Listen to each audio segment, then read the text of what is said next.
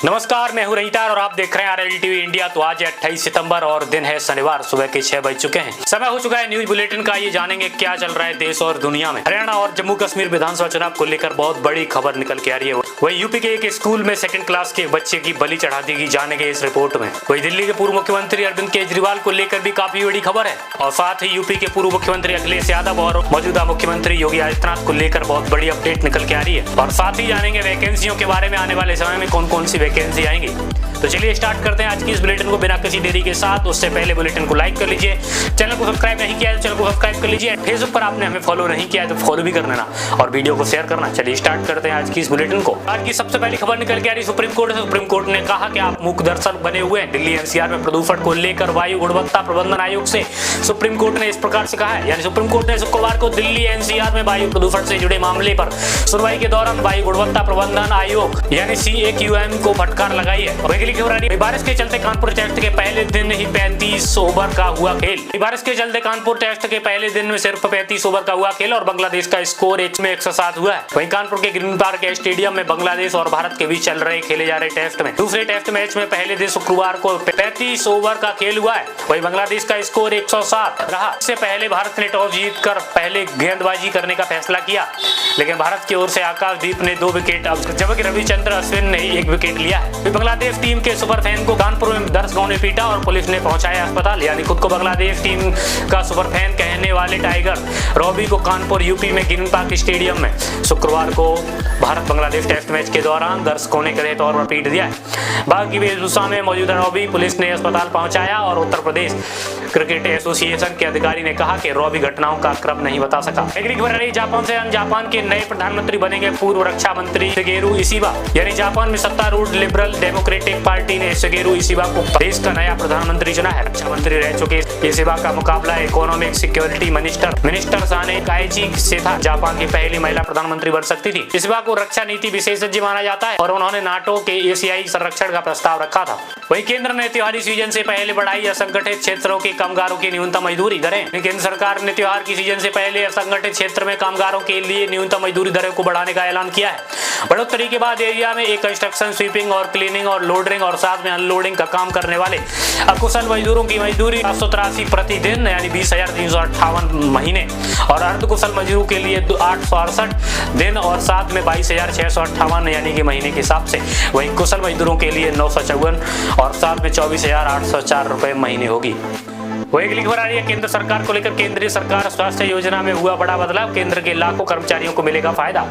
यानी केंद्रीय सरकार स्वास्थ्य योजना के बड़े बदलाव किए गए और संशोधित नियमों के अनुसार इमरजेंसी की स्थिति में रेफरल कार्ड धारकों को रेफरल की जरूरत नहीं होगी और इस परिस्थिति में वे एम्स, टाटा मेमोरियल हॉस्पिटल सहित सभी प्रमुख सरकारी अस्पतालों में कैशलेस इलाज करा सकेंगे। और अब CGHS वेलनेस सेंटर में सिंगल रेफरल 3 महीने के लिए वैध होगा। वही अगली खबर आ रही है सुप्रीम कोर्ट को लेकर। यानी बिल्किस बानो केस में सुप्रीम कोर्ट ने गुजरात सरकार को झटका, फैसले पर पुनर्विचार करने के लिए किया इनकार। यानी सुप्रीम कोर्ट ने बिल्किस बानो केस में फैसला सुनाते हुए वक्त गुजरात सरकार के खिलाफ की गई कुछ टिप्पणियों की समीक्षा को लेकर दायर राज्य सरकार की याचिका खारिज कर दी। और दरअसल इस साल जनवरी में सुप्रीम कोर्ट ने बिल्किस बानो गैंगरेप केस में 11 दोषियों को रिहा करने के गुजरात सरकार के फैसले को पलट दिया था।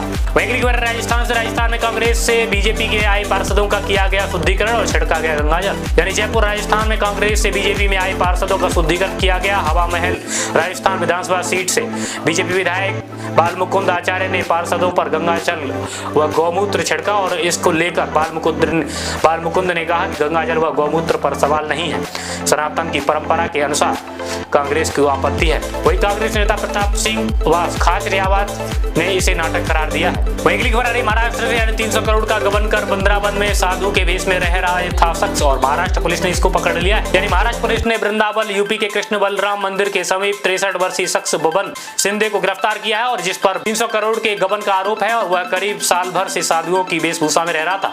शिंदे पर जिजाऊ और मां साहिब मल्टी स्टेट बैंक में जमाकर्ताओं के 300 करोड़ का गबन करने का आरोप है। वही अगली खबर आई यूपी में। यूपी बाबरी मस्जिद विध्वंस के केस के आरोपी रमेश सिंह के बेटे की यूपी में हुई हत्या और बीजेपी नेता पर आरोप है। शक्ति सिंह नामक युवक की हत्या कर दी है और उसका शव बोरे में मिला है। रिपोर्ट्स के मुताबिक वह अयोध्या के बाबरी मस्जिद विध्वंस केस में आरोपी के रहे बजरंग दल के पूर्व नेता रमेश प्रताप सिंह का बेटा था और मृतक के भाई ने बीजेपी बीजेपी नेता नागेश सिंह व अन्य लोगों पर हत्या का आरोप लगाया है। वहीं अगली खबर है बैंकों को लेकर। बैंक अक्टूबर में 15 दिन तक बंद रहेंगे। कौन कौन से बैंक कितने दिन तक बंद रहेंगे? यानी अक्टूबर 2024 में कुल 15 दिनों के लिए बैंक बंद रहेंगे। रविवार के अलावा ये छुट्टियां 1, 2, 3, 10, 11, 12, 14, 16, 17, 16 और 7 में 26, 7, 31 अक्टूबर को बंद रहेंगी। और हालांकि राज्य विधानसभा चुनाव 2024, नवरात्र, स्थापना, महासप्तमी और लक्ष्मी पूजा, महर्षि वाल्मीकि जयंती बैंक बंद रहेंगे। अगली खबर आ रही है इजरायल और हिजबुल्लाह को लेकर। इजरायली हमले में हिजबुल्लाह कमांडर की मौत। नेतन्याहू ने युद्ध विराम का प्रस्ताव ठुकराया। इजरायली सेना ने बताया कि उसने बेरूत लेबनान में गुरुवार को एक हवाई हमले में हिजबुल्लाह के कमांडर मोहम्मद हुसैन सुरूर को मार गिराया। वहीं इजरायल के प्रधानमंत्री बेंजामिन नेतन्याहू ने अमेरिका, फ्रांस और अन्य सहयोगी देशों का प्रस्तावित 21 दिन के लिए युद्ध विराम को खारिज कर दिया है। और पीएम नेतन्याहू ने कहा कि हम शब्दों से नहीं, अपने काम से जवाब देंगे। वही अगली खबर है यूपी से। यूपी के हाथरस में किस प्रकार से बच्चे की बलि चढ़ाई गई, यानी स्कूल में बच्चे की किस प्रकार से बलि चढ़ाई गई। यानी दूसरी कक्षा के बच्चे की बलि के बाद यूपी में स्कूल के गेट पर टंगी गुड़िया की तस्वीर आई सामने। हाथरस में सबसे पहले तो 2nd क्लास के एक बच्चे के प्रिंसिपल और उसके पिता सब मौजूद थे, यानी कि इसमें शामिल थे। यानी हाथरस यूपी के एक स्कूल में दूसरी कक्षा के छात्र की कथित तौर पर बलि देने के बाद स्कूल के गेट पर टंगी घोड़े की नाल व कपड़े की गुड़िया तस्वीर सामने आई है। और मामले में स्कूल प्रबंधक समेत 5 लोग गिरफ्तार हुए हैं। रिपोर्ट के मुताबिक प्रबंधक के तांत्रिक पिता का मानना था कि बलि से स्कूल की तरक्की होगी। अगली खबर आ रही है यूपी में ट्रेन में पुलिस इंस्पेक्टर को बड़ी मिली 50 ग्राम की सोने की चेन और यात्री को ढूंढकर लौटाया। यूपी के पुलिस सचिन कौशिक एक्स पर बताया कि इंदौर अमृतसर ट्रेन में सफर के दौरान एसटीएफ आगरा यूनिट के इंस्पेक्टर यतीन्द्र शर्मा को ट्रेन में वॉशरूम के बाहर करीब 50 ग्राम सोने की चेन पड़ी मिली थी। और रिपोर्ट्स के मुताबिक कौशिक यतीन्द्र टीटी की मदद से दूसरे डिब्बे में बैठे चेन के मालिक को ढूंढकर उन्हें चेन वापस लौटाई। अगली खबर आ रही है बेंगलोर से। यानी बेंगलोर की महिला के 59 टुकड़े करने के बाद शख्स रात पर बैठा रहा और उसके शव के पास। यानी न्यूज 18 की पुलिस के हवाले से बताया कि बेंगलोर में महालक्ष्मी नामक महिला की हत्या करने के बाद शव के 59 टुकड़े करने के बाद फ्रिज में रखने के बाद आरोपी मुक्ति रंजन रॉय रात भर सबके पास बैठा रहा। और पुलिस को शक है कि इस सब के दौरान सबको ठिकाने लगाने के तरीके सोचता रहा और इससे जुड़े वीडियो भी देखे गए थे। अगली खबर आ रही है यूपी के गाजीपुर से। यानी साधु संत व महात्मा शौक से गांजा पीते हैं, सरकार इसे वैध करे। यूपी के एसपी सांसद अफजल अंसारी ने इस प्रकार का बयान देते हुए कहा। यानी गाजीपुर यूपी से सपा सांसद अफजल अंसारी ने सरकार को गांजा व वैध करने की मांग की है। उन्होंने कहा कि धार्मिक कार्यक्रमों में लोग भगवान का प्रसाद व बूटी कहकर गांजा पी रहे हैं। उन्होंने कहा कुंभ के मेले में एक मालगाड़ी गांजा चला जाए तो खप जाएगा। साधु संत महात्मा और समाज के बहुत बड़े शौक और गांजा पीते हैं। अगली खबर आ रही है आईआईएम अहमदाबाद से लेकर। यानी आईआईएम अहमदाबाद के एक 24 वर्षीय छात्र ने गुरुवार को कमरे में खुदकुशी कर ली। और तेलंगाना के वारंगल के रहने वाला छात्र आईआईएम अहमदाबाद में पोस्ट ग्रेजुएट प्रोग्राम के द्वितीय वर्ष में था।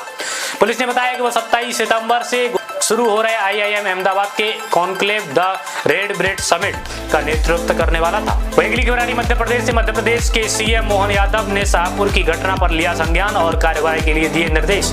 यानी मध्य प्रदेश के सीएम डॉक्टर मोहन यादव ने शाहजहांपुर के बक्सी में हुई घटना पर दुख जताया। उन्होंने कहा कि दोषियों को बख्शा नहीं जाएगा। मुख्यमंत्री ने निष्पक्षता जांच कर दोषियों पर सख्त से सख्त कार्रवाई करने के निर्देश दिए हैं। दरअसल शाहजहांपुर के बक्सी में भाजपा की सदस्यता अभियान से शुरू हुआ विवाद हिंसक झड़प में तब्दील हो गया। अगली खबर आ रही बंगाल से। बंगाल में परीक्षा देने गए बिहार के बच्चों के साथ की गई मारपीट और घटना में जेडीयू ने प्रतिक्रिया दी है। यानी पश्चिम बंगाल की परीक्षा देने गए बिहार के कुछ बच्चों के साथ मारपीट की घटना। जेडीयू ने कहा कि जैसे राज्य सरकार को इसकी जानकारी मिली, पुलिस मुख्यालय ने इसका संज्ञान लिया है। उसने कहा कि अगर जम्मू कश्मीर में हमें नौकरी का अधिकार है तो जम्मू कश्मीर के लोगों को भी बिहार में नौकरी का अधिकार है। पश्चिम बंगाल तो हमारा हिस्सा रहा है।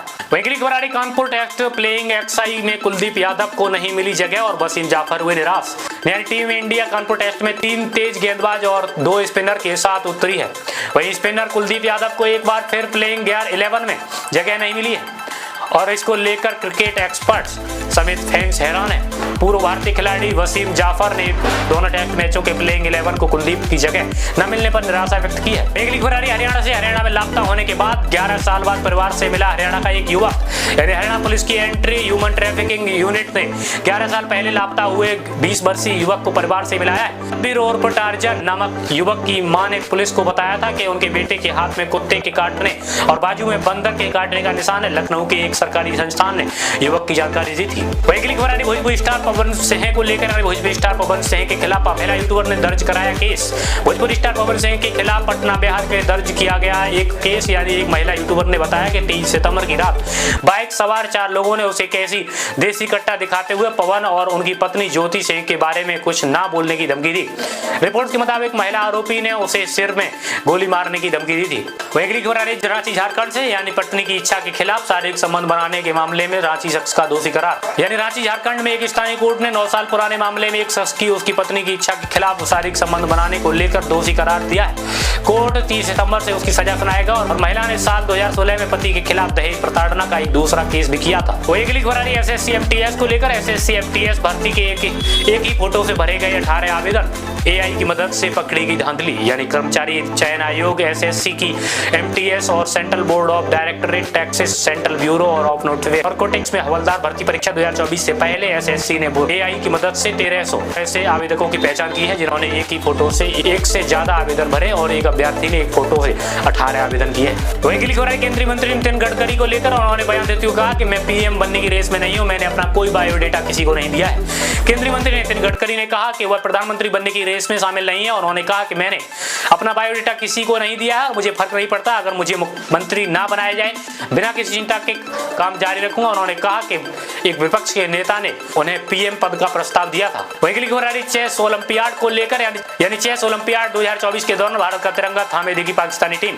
पाकिस्तान की चेस टीम के सदस्य चेस ओलंपियाड 2024 में फोटो सेशन के दौरान भारत का तिरंगा थामे हुए दिखे और इसका वीडियो वायरल हुआ सोशल मीडिया पर। और वीडियो में पाकिस्तानी चेस टीम ओलंपियाड जीतने वाली भारतीय टीम के साथ खड़ी दिखाई दे रही है और ओपन एक्शन में पाकिस्तानी 95वें स्थान पर रहा है। अगली खबर आ रही है ईडी को लेकर। ईडी ने बयान देते हुए कहा एलवीएस यादव ने वीडियो में अवैध रूप से सांपों की संरक्षित प्रजातियों का किया था इस्तेमाल। ईडी ने कहा है कि यूट्यूबर एलवीएस यादव व गायक फैजल पुरिया फॉलोअर्स बढ़ाने के और पैसे कमाने के उद्देश्य से कमर्शियल म्यूजिक वीडियोस का ब्लॉग्स में सांपों की संरक्षित प्रजातियों का इस्तेमाल किया। और ईडी ने कहा कि जांच में पता चला है कि ये music videos sky digital India को दिए गए थे, फिर यूट्यूब पर अपलोड किए गए थे। वही अगली खबर आ रही है कोलकाता रेप हत्या केस को लेकर। सीबीआई ने जवाब देते हुए कहा कि थाने में सबूत बदले गए और कुछ फर्जी रिकॉर्ड्स भी बनाए गए। कोलकाता के आरजीकर मेडिकल कॉलेज महिला डॉक्टर के रेप हत्या के केस में जांच को लेकर सीबीआई ने सियालदह कोर्ट में कहा है ताला थाने में सबूत बदले गए और कुछ फर्जी रिकॉर्ड्स बनाए गए।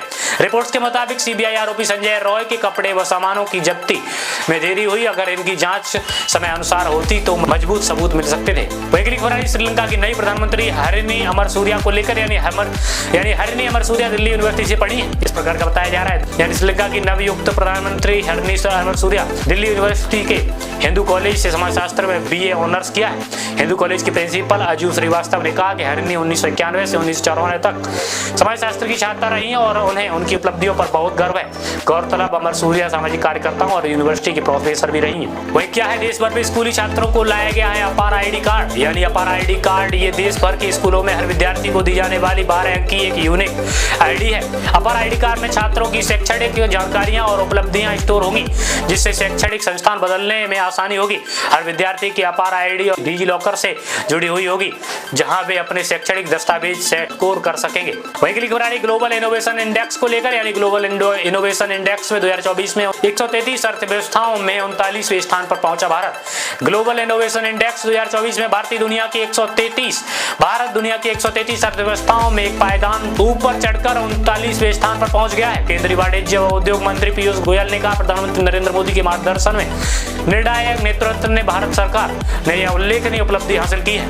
वही इसी सूची में मध्य और दक्षिण एशिया में भारत शीर्ष पर है। तो दोस्तों आज की बुलेटिन में इतना ही। होप आप सभी को ये बुलेटिन पसंद आई होगी। अगर पसंद आई है तो हाँ, बुलेटिन को लाइक करना, चैनल को सब्सक्राइब करना, फेसबुक का फॉलो नहीं किया तो फेसबुक फॉलो करना। और मिलते हैं आप सभी से नेक्स्ट बुलेटिन के साथ। तब तक के लिए जय हिंद, जय भारत, वंदे मातरम।